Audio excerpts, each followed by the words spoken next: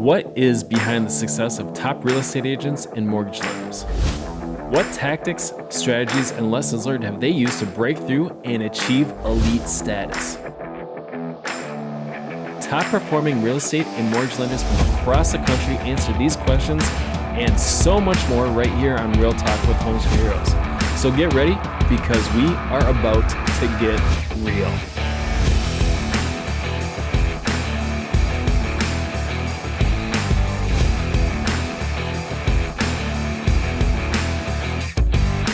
Now, here is your host of Real Talk with Homes for Heroes National Director, Abby Waltz. Hey everyone, and thanks for joining episode 56 of Real Talk with Homes for Heroes, where each week I am joined by the nation's top producing real estate agents and mortgage professionals willing to share the secrets and strategies behind their success. I'm your host, Abby Waltz, National Director here at Homes for Heroes, and this week I am joined by real estate specialist Matthew Kane, an incredibly successful and relatively new agent in our real estate industry. Matthew is on fire and has closed 42 transactions in just his first year in the industry and is projecting to close over 70 transactions this year in his second year in the business. He has seen results that even seasoned agents hope to achieve, and he's done so while being a full-time firefighter and a new dad. It's just amazing all that he's been able to accomplish. On this episode, Matthew shares how his background in business consulting has helped him structure and work his real estate career like an actual business. A pillar that's imperative to running a successful business, no matter the industry that you're in. He'll also share the 3 main lead gen sources he monitors for return on investment and how those have changed over these last couple years.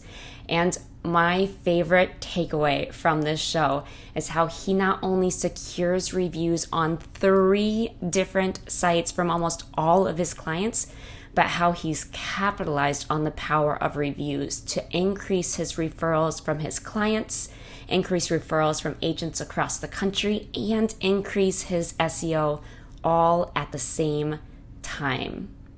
He truly treats his successful career like a business, but at the same time, at the end of the day, his primary focus is on his clients and delivering a high quality experience for them every step of the way. So let's get real with this firefighter, new dad of 2, and top producing agent, Matthew Kane. Hey everyone, welcome to episode 56 of Real Talk with Homes for Heroes, where each week I am joined by a top producer in the real estate industry and mortgage industry from across the country willing to share their secrets behind their success. I am so incredibly excited about today's episode. As you can see, I've already got my guest on here, Matthew Kane. I will introduce him in a quick second. But before we go ahead and get started, thank you everybody who are joining us on our live virtual audience via Zoom. I'll have some quick instructions for you in a second. For those of you watching the recording, whether it's on our YouTube channel or your favorite podcast directory, thank you for joining us. Be sure to hit that subscribe button so that you don't miss a single upcoming episode that we have. We publish these every single Wednesday and have a new guest. So like I said, today I am so excited to welcome our special guest. For those of you joining us live, you've got a couple of great features on your control panel via Zoom.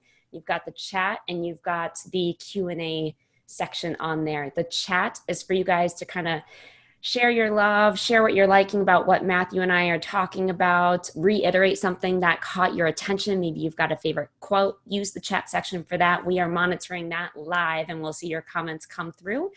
For the Q&A portion, we do a live Q&A because our guests are wicked smart and have so much knowledge and wisdom to share with you all. So if you've got a question that pops in your head, please feel free to pop that in the Q&A. We will get to that at the very end of the show where Matthew will answer your questions live for you. So welcome Matthew. Thank you so much for joining me.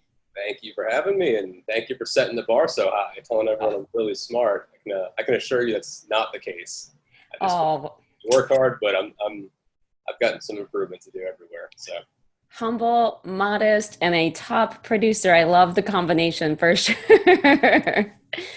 So Matthew is one of our real estate specialists out of, is it Hampstead, North Carolina? I work Hampstead and Wilmington, Jacksonville, Camp Lejeune, so kind of that whole big southeast North Carolina area. Very cool.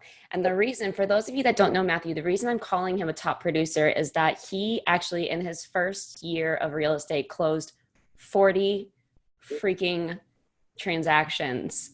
40, 41, somewhere right around there, right? It ended up being 42, and tax year wise, my first tax year of real estate was 42 closings. That is insane. Oh my goodness. 40 plus is a big deal for anybody in this industry when we've got the average right around what, like 6 or 8 per year. I couldn't tell you. I could not tell you. Yeah. So that's crazy smart. I know you're on track to nearly double. I know that's probably a bit overwhelming to think that. Yeah, I'm on track to do about 70 transactions this year. I made a few changes this year that have helped quite a bit. And really just the business itself is just kind of blown a little bit out of proportion just due to referrals and working hard and treating people right. Yeah, very, very cool. Well, I'm super excited to have you. Let's go ahead and are you ready to get real? Let's get real. Let's get real. So I know you've been with Homes for Heroes at least for a year and a half, which is nearly your entire time in the industry. Share with me a little bit what pulled you to the real estate industry itself, and then what kind of gravitated you towards Homes for Heroes in general. Yeah, I'll give you guys a little bit of overview of my background and kind of how I got involved. In 2008, I was a U.S. Marine right here outside of Camp Lejeune. So I served 5 years as a scout sniper. I eventually got out, as we thought the war and all that was kind of, we're pulling out of Afghanistan and Iraq. So I got out, thought it was a good time to go to school. I went to the University of North Carolina, Wilmington, and studied entrepreneurship. I ultimately ended up graduating the Student of the Year for 2015, I believe it was, in the business school. And I got a job as a business consultant up in DC for a big 4 firm where we did strategy and operations consulting. Ultimately, I found out that was not the lifestyle that I wanted to live. I was working from, living the DC lifestyle. I was working from 5 a.m. to 9, 10 p.m. every single day. And I got burnt out really quickly. Not only did I get burnt out, I seriously felt like I was missing some element of service in my life. It was kind of something I had no matter what I did up until that point. And going into corporate America, I really felt that I lost that, and that's what I was more passionate about. So I made the decision that I was going to leave the firm that I was with, the consulting firm that I was with. I was going to do something of service, and I was going to get involved with real estate to kind of supplement the income. I planned on doing 5 or 6 transactions a year, just like most people do when they start getting involved in real estate. They just want to do it on the side and get involved with it. So I ended up moving back to the place I love here in Wilmington, and I got a job working with the fire department. So that kind of filled that sense of service again, right? So I got involved with that. I started selling homes to friends and family, and at this point, I wasn't really involved with Homes for Heroes. However, I quickly noticed that most of my sphere and really most of my area had some sort of ties to the military, police. There's a major hospital, so we have a major hospital, a major Marine Corps base.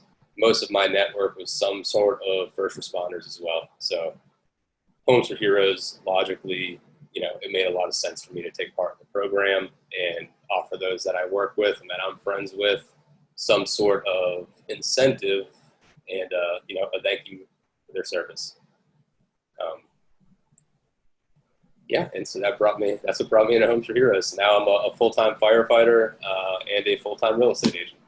That's I could understand if you were just doing 5 or 6 transactions that you had planned initially, but to do 40 and now 70 and still maintain your full-time firefighter status and do that level of business. Tell me a little bit about life. How are you finding balance? How is that going for you right now? I'd say balance. Balance is probably my biggest struggle at this point. So that's something I'm working on this year. I've really, I've been working 80 hour weeks for the past year or so, where I truly cannot say that I have one part-time job I can't say that I have 2 part-time jobs because I work 2 full-time jobs. And there's no question about that for me. I wake up at 4 in the morning every single day, and I'm not asleep until 10:30. So I don't sleep much. So that's something I'm kind of trying to shift here, and I'm trying to bring on some new agents to help me out. And I brought in a transaction coordinator this year. She has lifted so much weight off my shoulders, and I truly credit that for getting me to that 40 to hopefully I'll hit around 70 this year. So she's really helping me step my business up. So your first hire as once you kind of hit that tipping point, and we can go back to the newbie status because I know we've got a ton of newbies on here that have, I'm sure, a ton of questions for you with how you got there. But your first hire was your transaction coordinator. Is that correct? Yes, my first hire was my transaction coordinator. I have a somewhat of an informal real estate coach here as well. And he ultimately was the one who said, "What the hell are you doing?" He said, "You're doing 40 transactions a year with no help." He pretty much put a value on my time, how much I'm making per hour, and made me realize that I needed to hire somebody at X dollars an hour to continue to move that needle to get to the next level. I was completely uncomfortable with it because I thought that there would be some sort of loss in quality if I wasn't doing everything. However, I think I was getting so burnt out with doing as much as I was doing that bringing her on actually increased the quality of my work. It allowed me to focus on getting more sales, working with more clients, showing more houses, and the technical paperwork aspect is handled by her. That's awesome. Yeah. I think a lot of people wonder at the very beginning, what's the first person to bring on? My philosophy is always what you did, bring on a transaction coordinator, an administrator of some sort to help. Yeah, it's worked out really well. And, I'm working on bringing on a few more people now. And I'm doing it a little bit differently, I think, than most agents do. I think most agents try to bring on somebody who's more experienced. I am trying to bring on newer agents. And we had a conversation about this earlier, but I'm bringing on newer agents because I want to teach them to do things the way that I do them. And I don't want somebody to come in and do things completely differently. Even though that might work for them, I would just like for everyone to be on the same page. So that's kind of why I'm trying to do the training myself.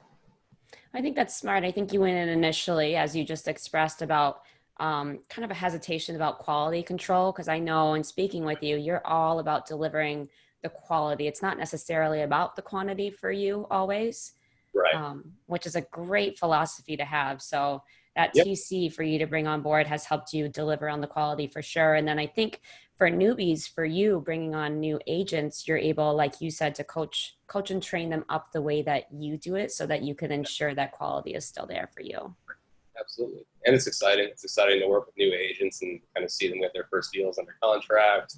And the first guy that I brought on, he is already, exceeding it. I think 2 months in, he was exceeding his original goals, and, he's off on his own now. He went and ended up doing his own thing, but he's doing great.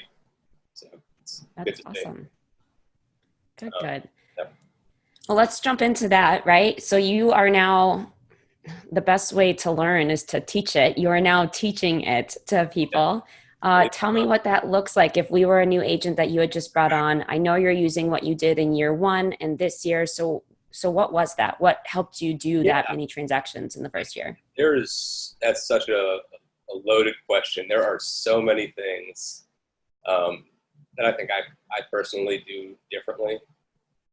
And one of the most interesting things that I have found in the real estate industry is almost every real estate agent that I have asked who is, relatively new, what does your business plan look like?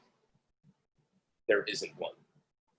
They're not treating it like a business. They're not tracking numbers. They don't know what their ROI is on different lead sources. They're just throwing money at a wall and hoping that something sticks. I come from a business consulting background, so that is my bread and butter, kind of tracking, systematizing, organizing, and that's how I stay on top of. Right now I have 16 houses under contract.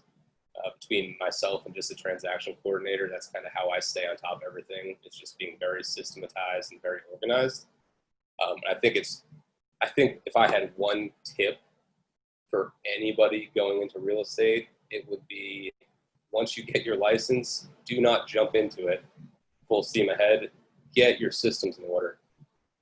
Get your signs in order, get your listing presentation in order, make sure all your branding is good across the board. Have a plan for your lead sources, giving everything a few months, seeing how they produce and reevaluating after. I would also say, and I had a hard time with this as well off the gate, was as a real estate agent, you were offered so many different lead sources. And when we talked about this, everything from cold calling to door knocking to Facebook ads to home value ads, you name it, you can do it. Referral programs. I would say pick three, and pick three that you enjoy, because if you are not doing something you enjoy, then you are going to have a long and hard start. Just because that firm that you joined says that you should be cold calling for 8 hours a day, that might not work for you. It did not work for me, and it actually does not work for most agents that I talk to. You need to find what works for you, give it time, test the waters, reassess it after a few months and see how things are going. Tried and true advice. And you are talking my language with systems and organization.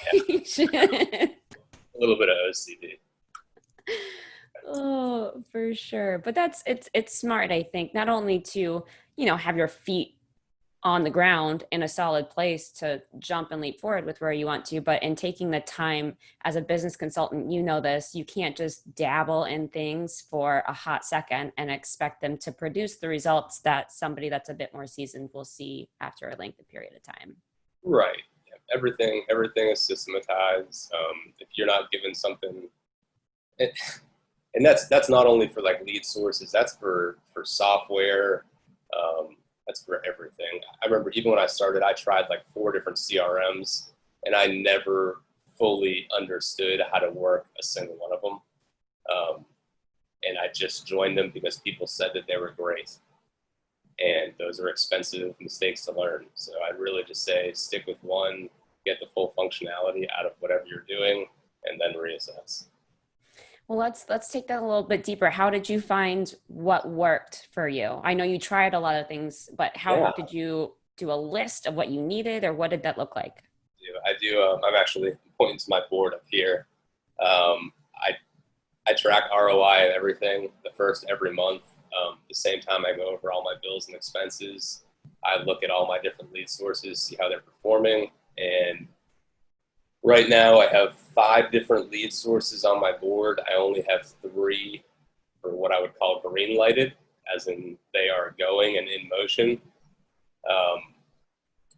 If I see the ROI on those start to drop, I would reconsider them. However, if I see them going up and up, then I'm going to invest more money into them. Just very, very simple business basics. And, I'll just give you one here, for example. And a lot of people in the real estate industry hate on this, and I understand why.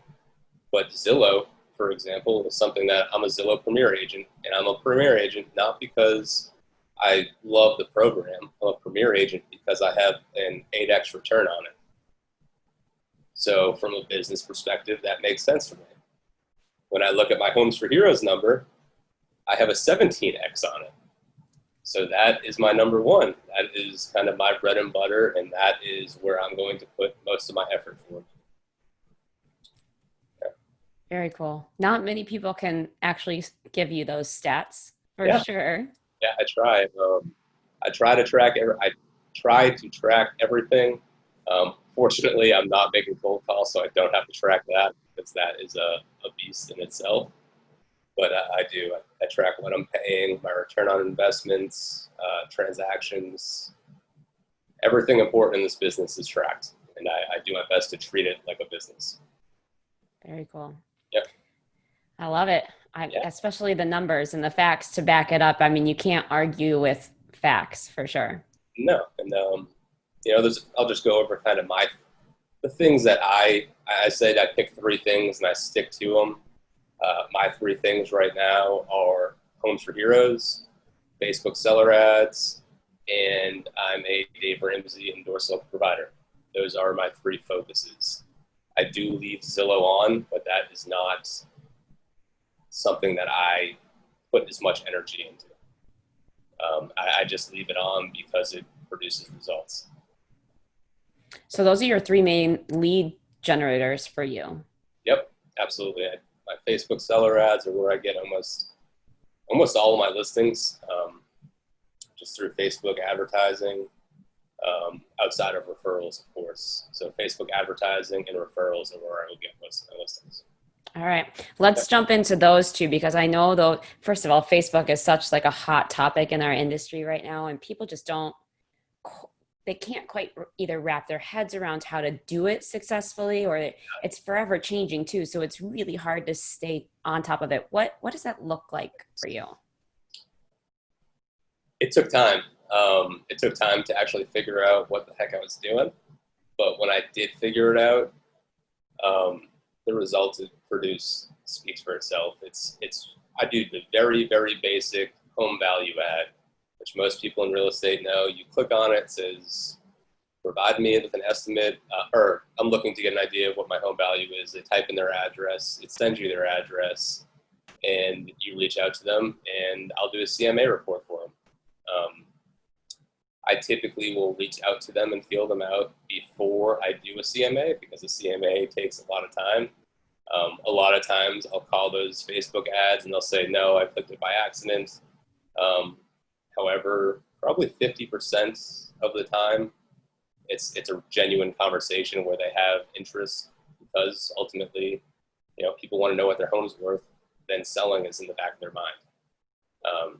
So I always like to connect with them, and I get myself in the door by saying something along the lines of, I can't give you a true, estimate of what your home might sell for in today's market without seeing the interior condition.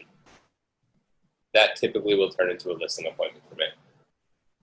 Wow. Because I do things a little bit differently than most people. Most people kind of generate leads by the masses, trying to get as many as possible. I set up what's called the lead form. So it doesn't just kick them over to an automated landing page.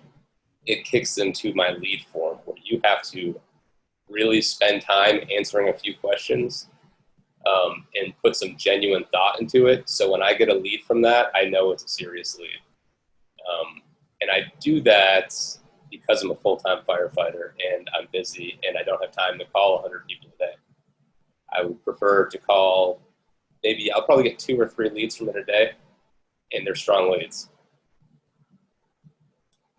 So your lead form, let's explain that a little bit more for those people that don't quite I know, like, usual lead forms, it's first name, last name, email, phone number, because that's all you need for contact information to really chase them down. Yeah, I do more than that. I do first name, last name, phone number, email. Are you the original owner of the home? And I ask, have you made any changes to the property that you might think increase its value? And that is the question where if they answer that, then we're going to have a great conversation. Yeah. Yeah. Just investing the time and listing that out. Yeah. It takes more commitment from them. So they can't, when you call them and introduce yourself, you are not going to get the answer. You're not going to get somebody answer and say, I have no idea what you're talking about. They're going to answer and say, Oh, yes. Thank you for calling me so quickly. Yeah, for sure. I They love put a that. lot more effort into it. Smart approach, for Yeah. sure. So that's how your Facebook kind of what's an ad look like for you? What are you saying? What's your call to action, or what's your text that you're having in there? Oh, that's a good question. On the spot. Funny, Sorry, it's actually, buddy. I leave it for my ad has been the same ad for about 6 months now, because when you pull your ads down and change them, um, the Facebook algorithm basically has to relearn where to place your ad and how to make it most effective again. And when you reset your ad, you also lose all the comments and likes. So if you were to see my ad today, you'd see 100 comments on it and 600 likes or something crazy like that. But that's just because I don't turn it off. Right now, my ad it says something along the lines of home prices are skyrocketing in Wilmington, North Carolina. Um, click click below to learn more about what your home might sell for in today's market. Okay. That's all it is. Simple, straightforward. Yep. And Smart. truthful right now, because home prices are through the roof. Very, very cool. So you knowledge bombed your Facebook seller ads, which is where you get a majority of your listings. You also knowledge bombed, or at least put in there a little bit about how you treat your referrals, which I know has been huge for you. Tell me a little bit more about that process, because referrals have been big in our industry for the last 5 to 6 years. We've been really talking about them. They've ramped up in the last 4 at least. People are finally starting. I feel like referrals are kind of like Facebook's, or referrals or reviews, if you Yeah. will, right? Yeah. Um, People are just now starting to embrace them, and you hit I the love ground running with your reviews. So what was your approach for getting referrals through your reviews? I would say that reviews are my priority going into any transaction that I'm getting involved with. Meeting with any client, I make it known very upfront that I say, hey, I'm super excited to help you find your next home. I just want to put this out there now that my goal is for you to be so happy with my service that you're going to be willing to leave me a positive review at the end of the transaction. So it's already embedded in their head that I'm going to ask them for a review. And it also holds me accountable to make sure that I am offering them service. And when you look at people as a potential review, your level of service does change. It's not just a transaction that you're trying to rush through and get a paycheck. It's somebody who you want to be seriously happy, happy enough to leave you the review. I love your approach to those. Yeah. It's so amazing to hear you say it's not just about getting the reviews. It's about, holding yourself accountable to that. Yes. And I think I would say that has been probably one of the biggest things that differentiates me in my market. After 1 year in real estate, every platform that I'm on, if you Google my name, you will see 30 to 40 5-star reviews. There is nothing below a 5-star review there. And that is because I make it very well known that I'm looking for a review, and that I'm looking for people to be happy with my service. And ultimately, those positive reviews from clients are picked up on by other real estate agents who are looking to refer people to my community. Not only do I get referrals now from out of town, but I also get a higher SEO scores, more reviews. My website ranks higher. When people are searching for properties, they're going to come to my website and become a lead on my website before anybody else's. Wow. So you're just kind of hitting all angles, from clients to agents to SEO and everything with those. Yeah, it's a huge return on investment if you're willing to spend the time and ensure that you get those reviews. And in getting those reviews, I'm not pushy about them at all. After a transaction, I'll check in for 3 to 4 weeks afterwards, making sure that everybody's happy, nothing's gone wrong in the house, everything's as expected still. If there's anything I can do, if there's anyone I can introduce them to, if they need any tips on, a local restaurant or whatever. And then after 3 to 4 weeks of that, I can say, hey, reviews are really helpful in my business and are the kind of leading cause of me continuing to grow my business, and it would mean the world if you would leave me a positive review and post it to these 3 links. So most of my clients will copy and paste the same review and post it to Facebook, Google, and Zillow. Okay, so there's a lot going on. I'd like to dissect kind of what you just went through because I think reviews can be a little challenging for people. They do feel pushy, or they lead with the review ask at the very end of the transaction. And you have a very different approach that works very, very, very well because you hit on a multitude of different ways for getting reviews. So your first step that you shared was that you kind of plant the seed and set the expectation early on in the process, right? Absolutely. Every single time. And then are you kind of sort of bringing it up throughout the entire home buying or selling process with them? Or is it just like a one and done at the beginning and then you start talking about later? I do it at the beginning. I do it in the listing presentations. I do it with buyers. I plant the seed in the beginning, and that is what holds me accountable throughout the process. And I just, maybe it's the way I think, I don't know, but I have that back in my head the entire time that I'm working with Abby. So I'm holding myself accountable to that level of service that I want to review for. I don't pursue the review until after the transaction. And it's funny, if I look through my text right now, I actually had a conversation with someone this morning, kind of starting that process of asking them where I'll say, hey, how's everything going? I hope, your move-in went smoothly. And typically the response you get is something like, can't thank you enough, unbelievable process, incredibly smooth. We'll be sure to refer you to any other Marines moving here to the area from my chain of command. And that's huge. That's huge for them to say that, but that also opens the door for me to say, hey, I'm glad you guys are so happy. Would you mind leaving me a referral? Or I'm sorry, a review. Yeah, absolutely. Very cool. And then the other thing that you touched on too was that you wait a couple of weeks until after the closing, because closing's stressful. Moving sucks. Nobody wants to move. Nobody wants to pack up, whether you're buying or selling. It still is awful and stressful. I'm not asking people for a review until they have their internet set up in their house. That's for sure. I'm not asking them right off the bat. They have enough going on. Wait till they get settled in. Wait till they, have their feet under them, and then make sure that they're happy. Then ask for your review. Yeah, smart. And you're still checking in on them, which is the key here. You're still asking them how they're doing or if there's anything that you can do to help between closing and when you actually ask for a review.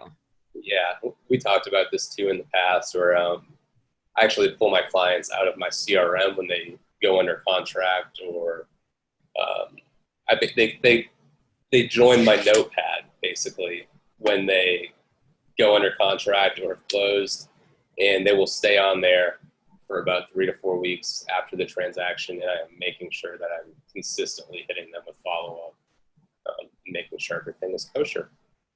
That's awesome. Yeah. Very, very cool. And then last question on reviews, at least, when you ask for them, it seems like it's more nonchalant in conversation, which I think is fantastic. And you allow them to open the door of opportunity for you to ask for a review. Right. You're not providing like examples or anything like that to them, are you? I'm not. I just say, I'm glad that you guys are so happy. It would mean the world if you would leave me a positive review. Perfect. And you actually had a little tidbit earlier. I completely forgot about it, but you told them the importance of them, like why they're important in the industry, not to be about you, but about just educating them. Yeah, and it's actually a message that I copy and paste because I've spent a lot of time working on my script for getting reviews. It sounds something like this. Hey, I hope you're doing well. I'm wondering if you might be willing to help me out with a quick positive review. Positive reviews and referrals are the number one way for me to continue growing my business, as they're always checked out by potential clients. If I sent you 3 links, would you be willing to help me out with a short 1 to 2 sentence review? And no one has ever said no to me. And I think part of the reason for that is because I am I make people feel very comfortable throughout the transaction. I don't make it too, aggressive or business-like. I try to look out for their best interests and take care of them the best that I can.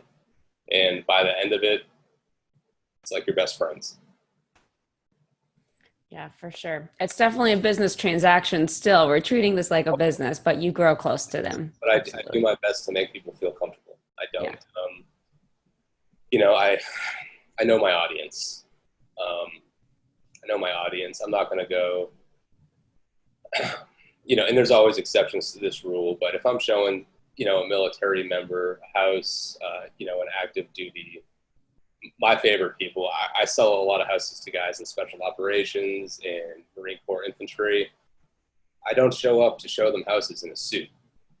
I make them feel as comfortable as I can, and I kind of play to my audience, and to the point where it feels casual, but I am taking all the steps that a professional business owner would take. Yeah, smart. We talked about that a little bit on our call that we had a while ago about knowing your audience really well, which I think it's not only in how you show up, like attire wise, but for you, your approach, as we're learning, is no nonsense. Like you're very direct. Your seller ads are like that. It's just, here it is. Yeah, it's put it all out there, and I just connect with these people really well because I share the same background as them, and it's a very easy way for me to connect with people.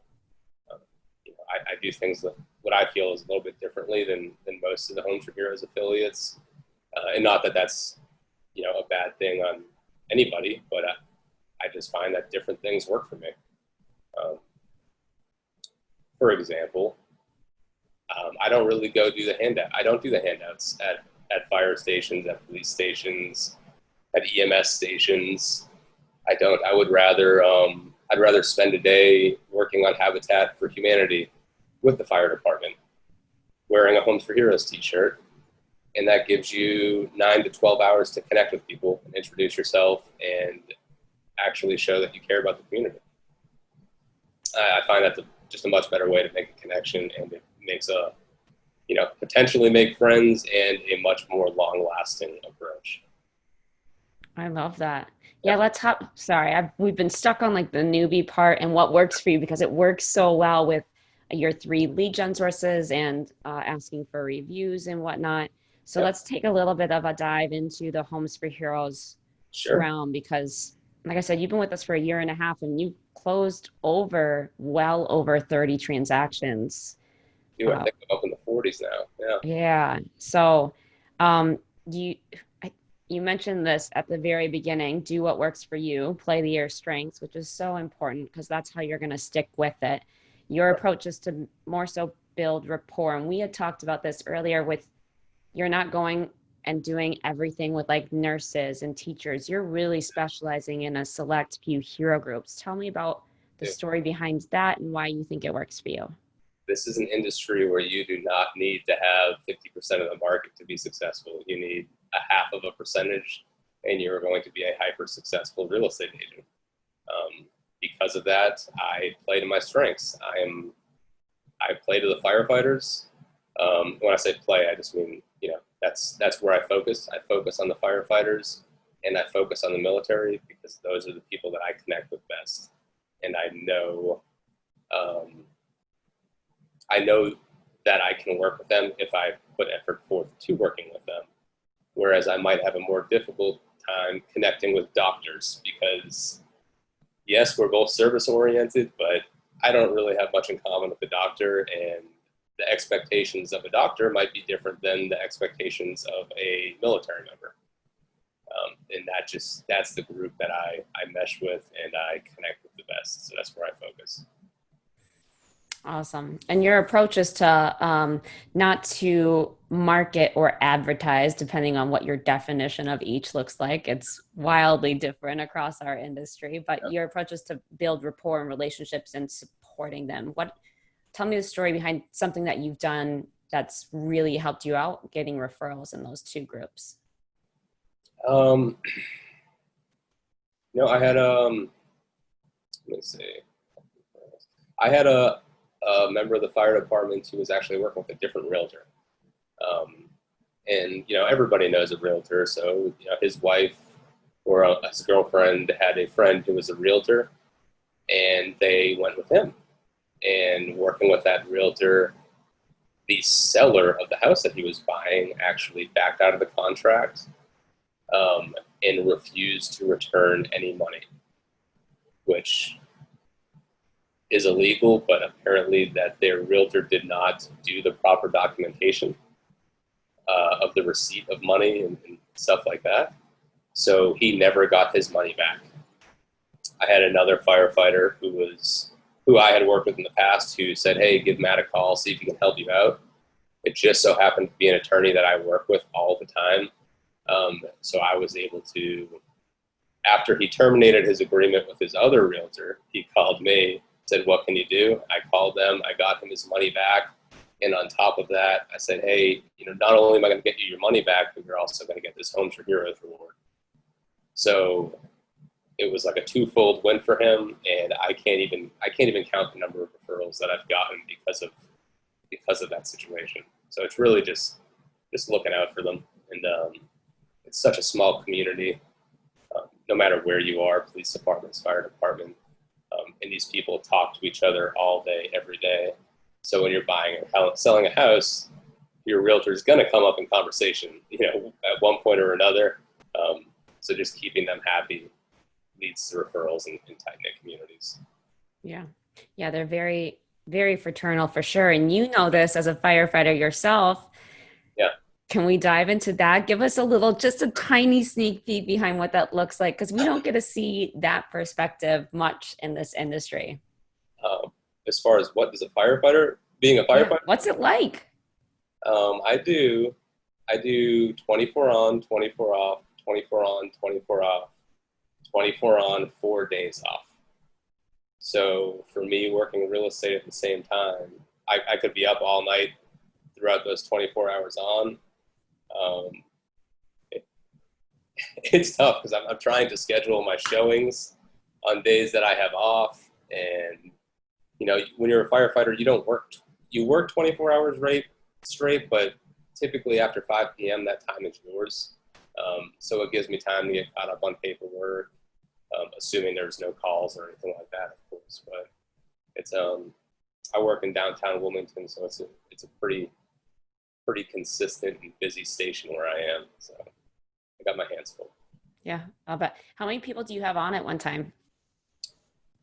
Oh, be probably 70, 75 people on at a time. Wow. And that's actual firefighters, not admin support. Yep. Very cool. So we never get to hear about any of those stories much unless we're talking to our hero clients. Yeah. It's I wish I had better stories. I can't say too much about pretty much anything in the fire department. So yeah. Is it true that you have like one main chef there, like the person that cooks the meals and everything? I'll tell you that, it's not me. We do. Yeah, it just depends on where you are as a station. Some stations, my station only has 3 guys, so we don't even have enough people to fill out a 4-person fire truck.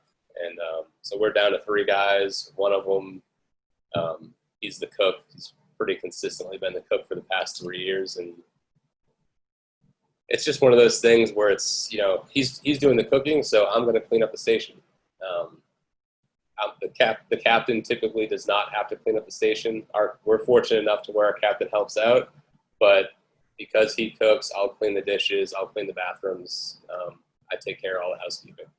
Yeah. Very cool. A true team right there. Yeah, we try to do our best. Oh, that's awesome. So over the last couple of years, you've really built up your reviews. Like I said, you've really hyper-focused on your lead gen sources. What else do you feel might be that super secret special sauce that's made you so successful? You got anything up your sleeve?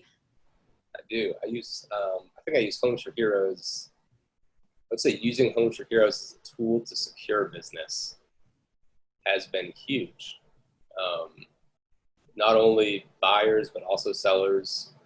Instead of using the approach where you are going and kind of soliciting for business, I will have leads come in from Zillow, from Facebook, where once I make that connection and I meet with them and I start showing them houses, eventually that conversation comes up where it's, hey, what do you do for a living? Oh, I'm a retired Marine moving to the area who wants to live at the beach. Oh, well, guess what? I'm the Homes for Heroes agent for the area, and I would love to take care of you. What that means is that you're going to get but you're going to get a reward check after closing for working with me as a thank you for service. And if that person had any kind of hesitance about working with me, free money will lock them in. Wow.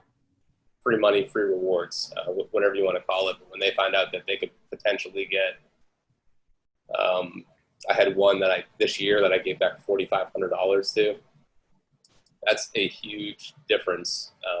And they were just a Zillow lead, just wanted to see a house. And when I told them it was a Homes for Heroes, I was about the Homes for Heroes program. It took about 6 months of showing them houses, but we eventually found the right one for them, and they continued to use me the entire time.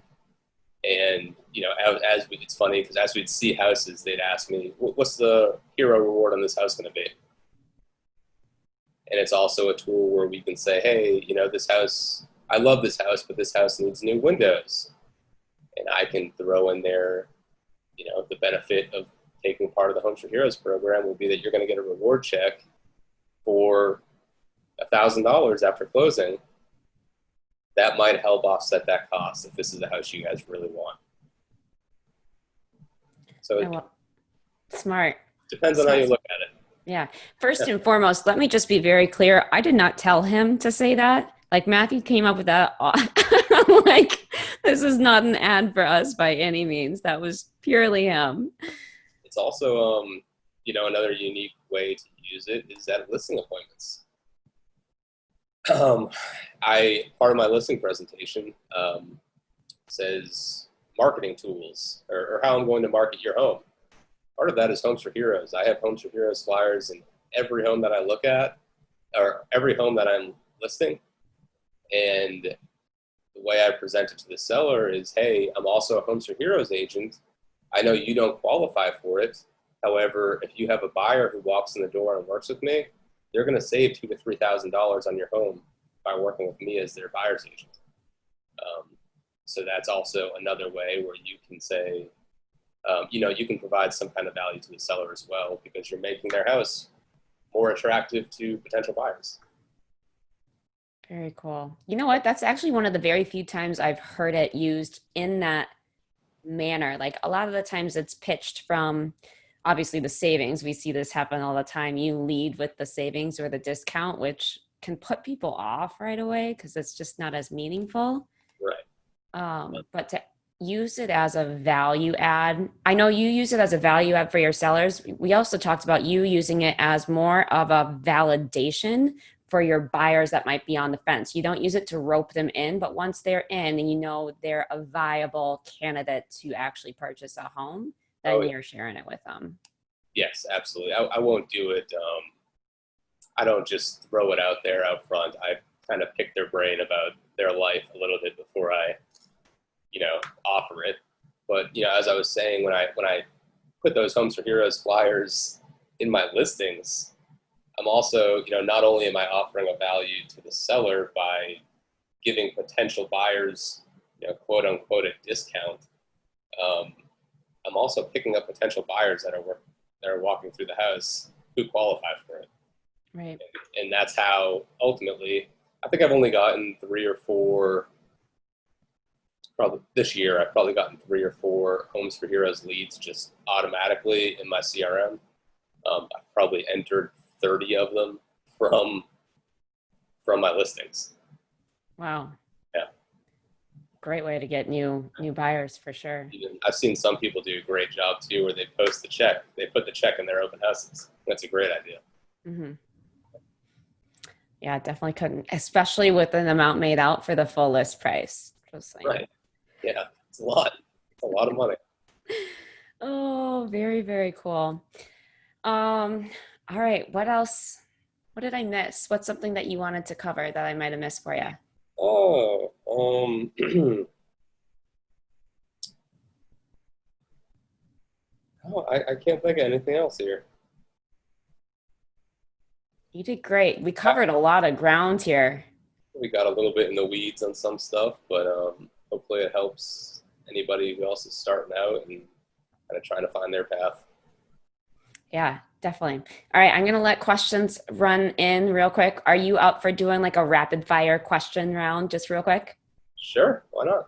All right. I know in the beginning you shared a little bit about this, but if you could go back to when you first got into this business, which for you is not that long ago, so hopefully you can remember, but what advice would you give yourself or what advice would you give a new agent?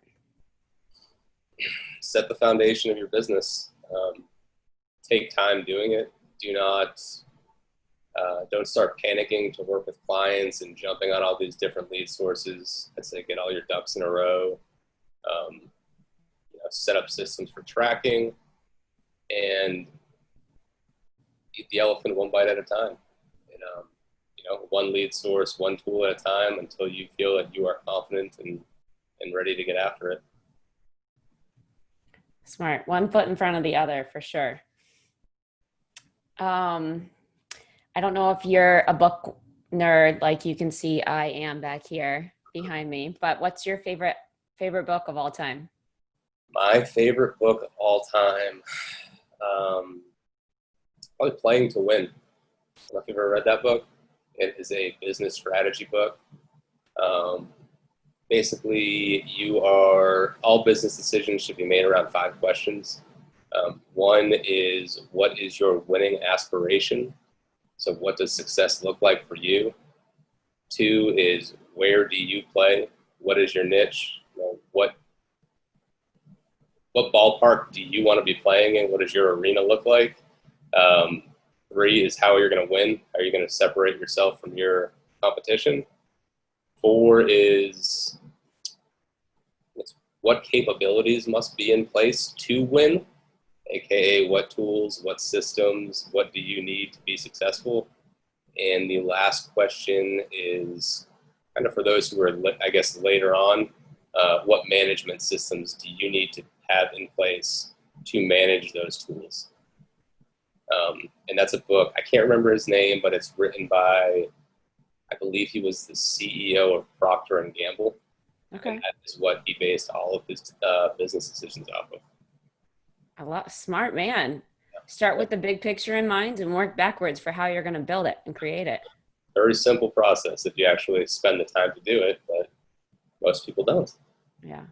And work the process, right? Try, fail, adjust. You've been doing that along the way, just figuring it out. Yeah, absolutely. Yeah.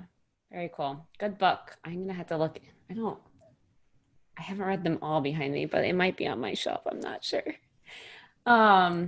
And then last but not least, although I am totally digging the room that you're in right now, for sure.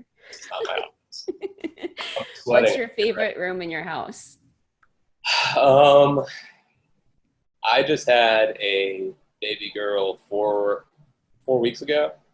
I don't have any room in my house for anything at this point. So this is my pool house. This is kind of my getaway. So this would probably be the favorite room in the house for now. I love it. It looks relaxing and very nice. Oh yeah. Yeah, it's something else, that's for sure. It's hot in here. Like 108 degrees yesterday, so it's pretty steamy. Yeah. Yeah. Well, still, at least you're slightly tucked away in your own little space for a little bit. Right. Very cool. We've got a question from Tim on here. He's wondering what you've settled on as a preferred CRM. I use the free CRM from my brokerage. It's KV Core. It's extremely close to Commissions Inc. in Boomtown, kind of like a hybrid of both. And I use it just because it's free. It has all the capabilities that I need. It also it links up to my own custom website, so I can see exactly what properties people are looking at. Very cool. Drake says, yes, I just got KV Core. Amazing.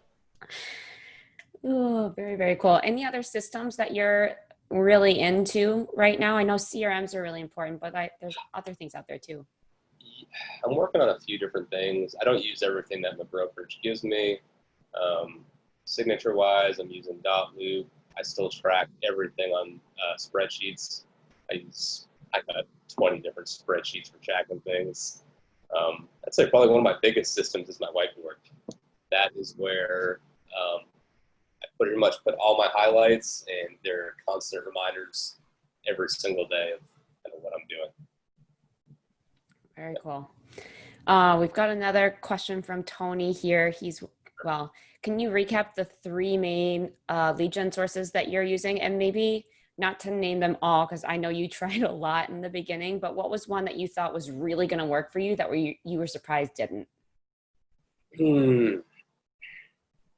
Well, the lead gen sources that I am using right now are Homes for Heroes, which isn't really a lead gen. It's more of a tool than a lead gen source, but it is the majority of my business. So I call it a lead gen source. I'm part of the Dave Ramsey Endorsed Local Provider Program. I use Zillow and Facebook ads. There has been too many to even recall as far as ones that don't work. And most of them came from me being gullible and clicking on emails that made false promises. Everything from bold leads to, having somebody else run my Facebook ads for me and produce leads at 50 cents an ad. When you're paying 50 cents per lead, you're going to get a 50-cent lead. You're not going to get a great lead. I would prefer to pay more and make my calls more valuable. Perfect. Good answer. Yeah, we don't need to go through all of them. Let's be honest. We all get hit up every single day with options. Yeah. Very, very cool. Well, Matthew, oh my goodness, between firefighting and being a huge producer in our industry, plus the newborn, and I know you've got a younger daughter as well. I have a 2-year-old as well. Same birthday. Oh my goodness. You let me know what kind of wine your wife likes, and I will happily send her a bottle. Oh, well, I appreciate you sharing and your time and just being open with all of us on this call. I think there's always a lot of questions that we all have as somebody new in any industry, and to see someone so successful at it so quickly, it's not only inspirational, but it's really informative too, that just, drill down on the basics and work them hard. Yeah, I appreciate that. And I'm actually looking at the Zoom chat right now, and we have Tim Howard's in here. He's actually right here in Wilmington. We have some great affiliates here that I was, picking their brains, or I didn't actually meet with them, but I can see what they're doing and kind of mimic what they're doing. And that really helped me get off to a great start as well. So thank you to everybody. Oh, very, like I said, humble, even from start to finish in this, but very, very good. Learn from the best. Apply what Matthew shared today. There are a ton of knowledge bombs, guys. I appreciate your time for being on here. Next week, we've got an incredible husband and wife team. George and Julie Green are going to be with us, so stay tuned for next week. But Matthew, sorry to make you move to the pool house, but thank you for spending the last hour with us. I really appreciate it. Happy to be here. Thanks for having me. Yeah, of course. Take care, everybody. Thank you so much.